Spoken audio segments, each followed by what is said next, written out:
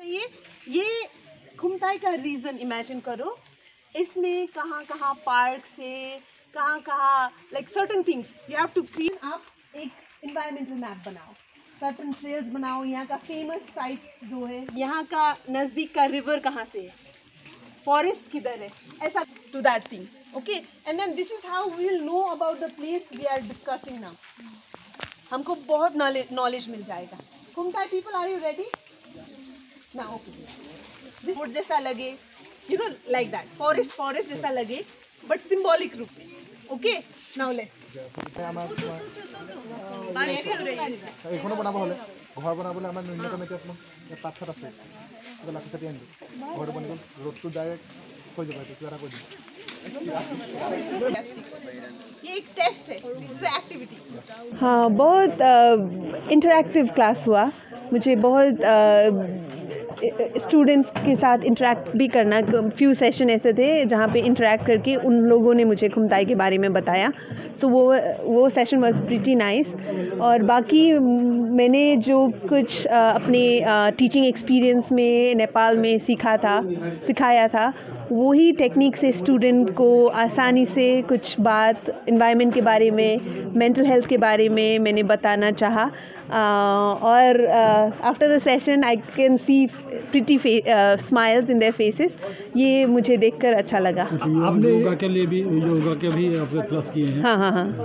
हाँ, ऐसा अभी क्या होता है कि सब लोग इतने सारे स्ट्रेस होते हैं एजुकेशन लाइफ में, जब वो स्टूडेंट होते हैं तो पढ़ाई का स्ट्रेस होता है और कैसे अपने हॉबीज़ को बैलेंस करना, ये कुछ, और पर्सनल लाइफ का स्ट्रेस बहुत सारे। और हाँ, यंग पीपल में थोड़ा उन लोगों को थोड़ा सेंसिटिव भी होते हैं, इससे कैसे हैंडल करना वो भी चैलेंजिंग होता है। तो मैंने कुछ टेक्निक्स सिखाया उन लोगों को जो 5 मिनट के अंदर भी कर सकते हैं, वो अकेले जब है तब भी कर सकते हैं। और 1 मिनट का भी छोटा सा भी टेक्निक होता है जो ब्रीदिंग में फोकस करने का टेक्निक, और इमोशनल फ्रीडम टेक्निक बोल के, जो वो दुनिया भर में साइकोलॉजिकल टेक्निक्स है, वो कैसे अपने स्ट्रेस को रिलीज़ कर सकते हैं, उस टेक्निक्स सिखाया स्टूडेंट को। और इफ़ेक्टिव भी हुआ। उन लोगों का प्रॉब्लम 10 में था, अब वो बोल रहे हैं कि उन लोगों का प्रॉब्लम 5 में आ गया। सो ऐसा है, अपने आप को कैसे काम कर सकते हैं, ऐसा टेक्निक मैंने बहुत अच्छा, बहुत ब्यूटीफुल ग्रीनरी एरिया है। बाढ़ के बारे में कुछ भी कहा अपना स्पीच में, नेपाल के बारे में भी कुछ कहा आपने? हाँ, मैंने कहा मैंने नेपाल और हमारा ये साउथ एशियन बेल्ट में तो सिमिलर इन्वायरमेंटल प्रॉब्लम भी हो रखा है। सो ऐसे उधर का प्रॉब्लम, इधर का प्रॉब्लम सिमिलर, कुछ प्रॉब्लम इन्वायरमेंटल प्रॉब्लम सिमिलर ही है।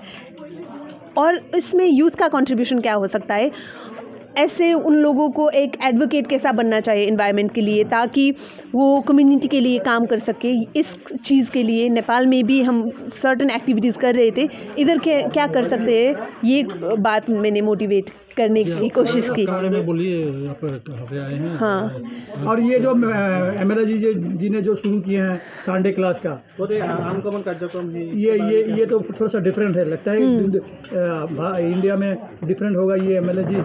तो हाँ, इन्होंने कई सालों से लगा हुआ है एनवायरनमेंट के लिए। हाँ, तो आपको क्या लगता है? हाँ, मुझे एकदम यूनिक प्रैक्टिस लगा, क्योंकि हमारे यहाँ भी कुछ वॉलंटियर वर्क्स तो लीडर्स, लोकल लीडर्स करते ही है।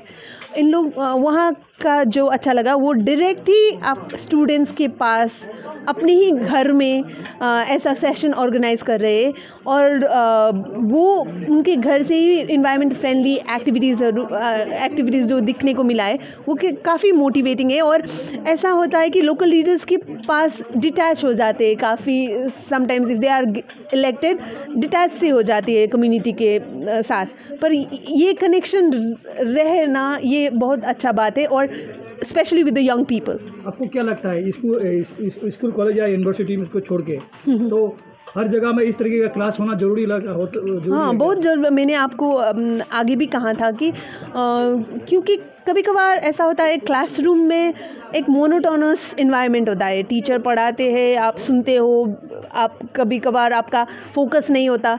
ऐसे जब इन्वायरमेंट में, रियल इन्वायरमेंट में जाके आपने कुछ सिखाया पढ़ाया, तो काफ़ी हद तक मैं जब स्टूडेंट थी तो मुझे बहुत ये आउटडोर एक्टिविटीज़ और आउटडोर लर्निंग इन्वायरमेंट बहुत अच्छा लगता था। और कुछ चीज़ में ऐसे अब तक समझ में आ रही है जैसे ये कल ही पढ़ाया था।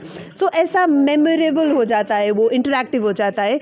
तो this is a very finest technique to teach for the students. केटामान दिन धरि बा केटामान माह धरि पेলাই মই অসমৰ সন্মানীয় খুমটাই সমষ্টিৰ বিধায়ক মৃণাল শইকীয়া ডাঙৰীয়াৰ এই দেওবৰীয়া চৰা যিটো অনুষ্ঠান আছে ইয়াৰ বিষয়ে আমি চাই আহিছোঁ। আৰু যোৱা কিছুদিন আগতে লখিমপুৰ বালিকা মহাবিদ্যালয়ত আমাৰ মহাপুৰুষ শ্ৰীমন্ত শংকৰদেৱ কল্যাণ ন্যাসৰ সহযোগত আমি এখন আন্তঃৰাষ্ট্ৰীয় জলবায়ু পৰিৱৰ্তনৰ সন্মিলন আমি আয়োজন কৰিছিলোঁ। তাত আমি বাহিৰৰ আৰু বিভিন্ন জেগাৰ প্ৰতিনিধিসকল মতাৰ লগতে অসমৰ পৰা আমি মৃণাল শইকীয়া ডাঙৰীয়াক নিমন্ত্ৰণ জনাইছিলোঁ।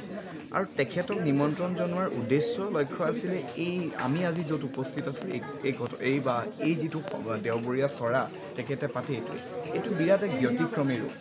আৰু গাঁওখনৰ কাৰণে কালি মই আহি পাইছোঁ ইয়াত দুপৰীয়া, কালিৰ পৰা আজিলৈকে তেখেতে এই সমষ্টিটোত বা সমষ্টি বুলি ক'লে চাগে ভুল হ'ব, গোটেই জিলাখনতে মই বিভিন্ন জেগাত তেখেতৰ নাম দেখি আছোঁ। আৰু তেখেতে যিখিনি ইনিচিয়েটিভ লৈছে বা সেইখিনি হাতত লৈছে সেইখিনি নিতান্তই প্ৰয়োজন।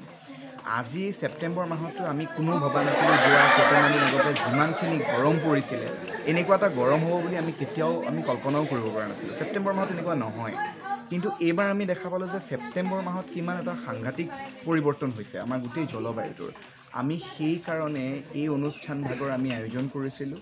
আৰু আন্তঃৰাষ্ট্ৰীয় জলবায়ু সন্মিলন বুলিয়েই নহয়, আমাৰ শংকৰদেৱ কল্যাণ ন্যাসৰ ফালৰ পৰা আমাৰ বিভিন্ন ধৰণৰ অনুষ্ঠান লোৱা হয়। এই অনুষ্ঠানবিলাকত আমাৰ মুখ্য কাৰণটো থাকে যে আমি যিমান পাৰোঁ সিমান আমাৰ ছাত্ৰ ছাত্ৰীসকলক আমি এম্পাৱাৰ কৰিব পাৰোঁ, ষ্টুডেণ্টবিলাকক। আপোনালোকক জনাবলৈ পাই সুখী হৈছোঁ যে শ্ৰদ্ধাৰ বিধায়ক মহোদয়ে অহা বছৰ আমাক জোৰ দিছে যে আমি খুমটাই সমষ্টিত এখন এনেকুৱা ধৰণৰ আন্তঃৰাষ্ট্ৰীয় সন্মিলন পাতিব পাৰোঁ, য'ত বাহিৰৰ প্ৰতিনিধিসকল আহি এই জেগাখিনিলৈকে আহি পেলাই তেওঁলোকে ছাত্ৰ ছাত্ৰীসকলৰ লগত মত বিনিময় কৰা হওক, আমাৰ থলুৱা কৃষ্টি সংস্কৃতিৰ ওপৰত গুৰুত্ব আৰোপ কৰা হওক, আৰু অন্যান্য যিখিনি আছে সেইখিনি আমি যাতে চাব। কি নাম আপোনাৰ? মোৰ নাম হিৰণ্য হাজৰিকা। মই মহাপুৰুষ শ্ৰীমন্ত শংকৰদেৱ কল্যাণ ন্যাসৰ অধ্যক্ষ আৰু পৰিচালন সঞ্চালক হিচাপে বৰ্তমান আছোঁ। মই কৰ্মৰত হিচাপে মই নতুন দিল্লীত থাকোঁ যদিও আমাৰ যেতিয়াই ইয়াত এনেধৰণৰ অনুষ্ঠান হয় মই অসমলৈ আহিবই লগা হয়। আৰু অসমৰ ওপৰতে গোটেই আমাৰ কৰ্মখিনি চলি আছে, গুৰুজনাৰ কৃষ্টি সংস্কৃতিক লৈ পেলাই আমাৰ কাম চলি আছে। এইখিনিতে এটা কথাই ক'ব বিচাৰিম যে গুৰুজনাৰ যি অৱদান আছে, এই অৱদান গুৰু দুজনাৰ শ্ৰীমন্ত শংকৰদেৱ আৰু শ্ৰী শ্ৰী মাধৱদেৱৰ তেওঁলোকৰ অৱদানসমূহ বিশ্ব দৰবাৰত প্ৰতিষ্ঠা কৰাৰ ক্ষেত্ৰত আমি যথেষ্টখিনি পদক্ষেপ হাতত লৈছোঁ।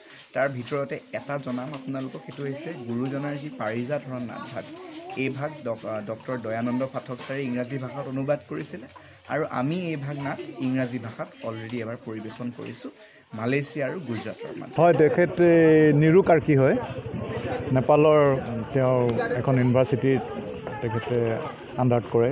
আৰু তেখেতে ক্লাইমেট চেঞ্জ বা যি আমাৰ ষ্টুডেণ্টছৰ মাজত আজিকালি মেণ্টেল ষ্ট্ৰেছ হৈছে, বহুতো অঘটন ঘটিবলৈ লৈছে, সেইবিলাকৰ ওপৰত তেখেতে এটা আজি বক্তব্য ৰাখিছে, তেখেতসকলক মটিভেশ্যনেল এটা ক্লাছ কৰিছে।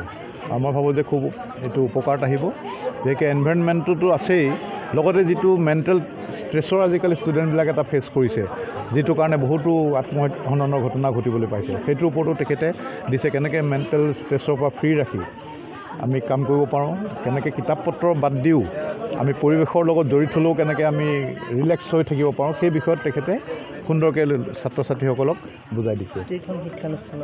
আজি গোলাঘাট ইঞ্জিনিয়াৰিং কলেজৰ পৰা আহিছে আৰু মেলামাৰ কলেজৰ পৰা ছাত্ৰ ছাত্ৰীসকল আহিছে। দেওবাৰে পাঠা দেখিবলৈ পাইছোঁ যে অসমৰ লগতে বাহিৰৰ পৰাও আহি আছে, যথেষ্ট প্ৰসাৰতা লাভ কৰিছে।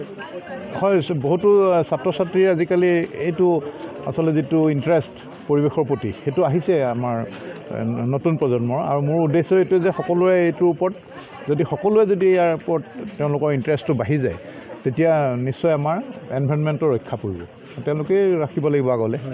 যিকোনো খবৰৰ বাবে যোগাযোগ কৰক 7099017330 অথবা 7099017990 নম্বৰত।